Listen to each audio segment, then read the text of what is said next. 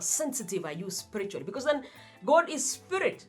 So if you're going to follow God's leading, then you have got to be spiritually awake. You cannot sacrifice accuracy and say we are in a hurry. Kiaribikange tukienda. No.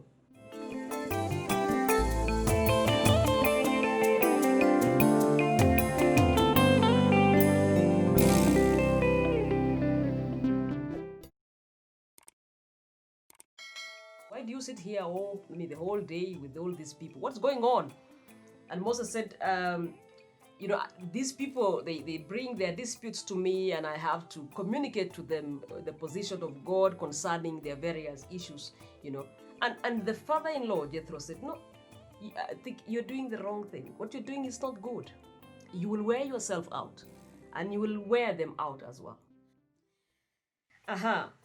So, as a leader, then again, the other thing that can help you, or rather to be an effective decision maker through your people, is that you must identify the problem, help them, walk through together, identify the problem and break it down, simplify, break it down, so what is the problem? Where is it coming from? What could be the solution? Step by step. Because sometimes when we are in these leadership positions, we just give a directive. Yeah, we just give a directive and people are like, okay, so this one will solve this one, okay, and they just move because now it has come from somewhere. And by the way, if a team fails, funny enough, the leader is blamed. Funny enough. You are helping them to make the decision, but when that decision fails, you are the one to be blamed. And they're the ones who contributed to it. So even your way of helping your team to make decisions must be really broken down, simplified, well understood, so that you can have a clear decision. So decision making, I tell you, we are just sharing a bit of what we can share, but decision making does not have an instruction manual.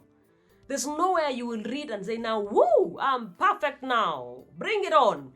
No, you will have to keep reading. You will have to keep listening. You will have to keep restructuring and restructuring. It's an endless process. But there are some principles. There's some guiding pillars that can really help you. And one of them always in this position actually is to empower your people.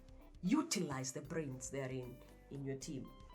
And then follow God's lead. This is so critical. It is so important. Follow God's leading. And this takes us back to the place of personal decision making. How are you spiritually? Are you a person who hears God? How sensitive are you spiritually? Because then God is spirit. So if you're going to follow God's leading, then you have got to be spiritually awake as a leader. You cannot say the church will decide for us, my friend. The church is you and me.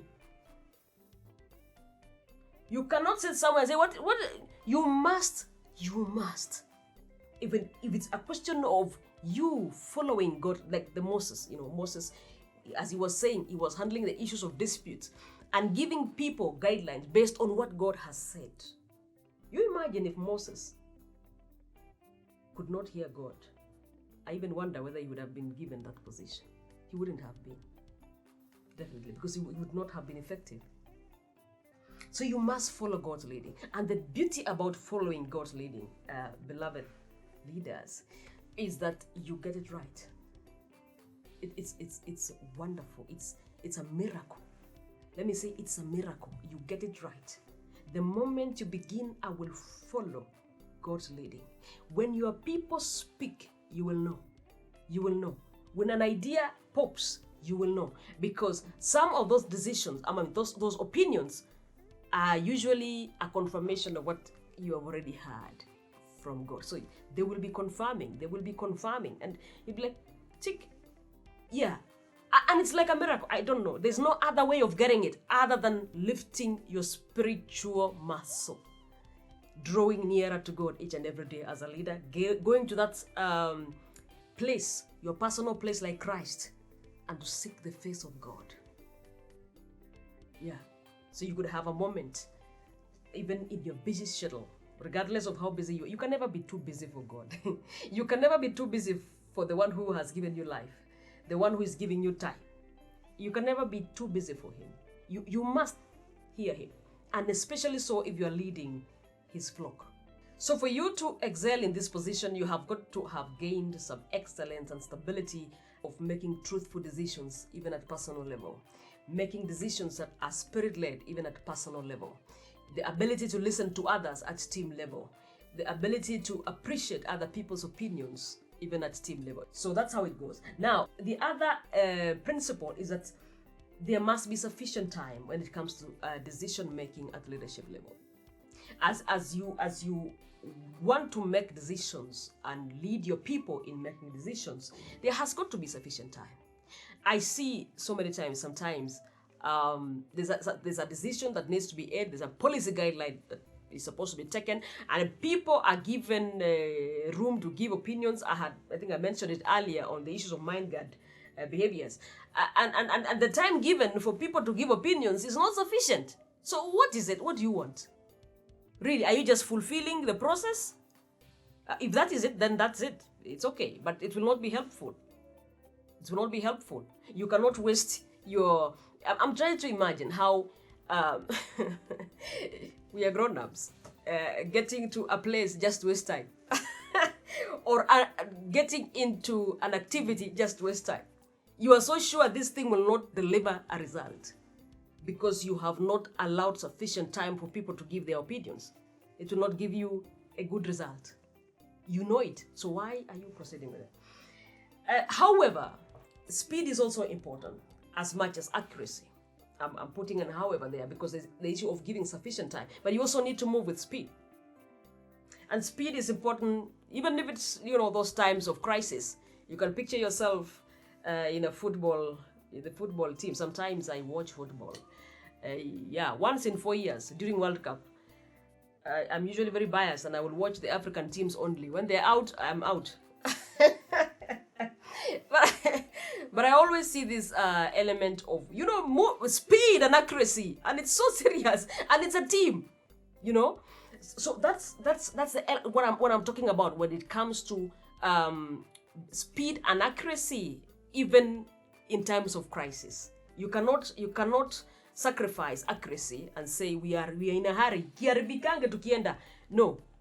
So that means you must have gained some level of experience also for you to be able to handle accuracy during the times of crisis.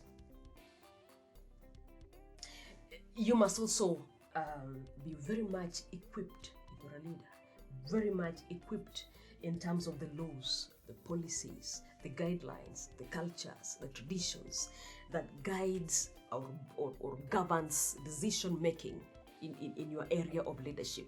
You must grasp it. You must grasp it. There are places you make certain decisions and you're stoned. There are places you make certain decisions and they clap for you. You are just wonder. So you must really grasp, understand the environment in terms of those things I've talked about, so that your decisions will be embraced well, and so that you do not make decisions that are clashing with other sections of the society or other sections of the team, other beliefs, other laws, other regulations.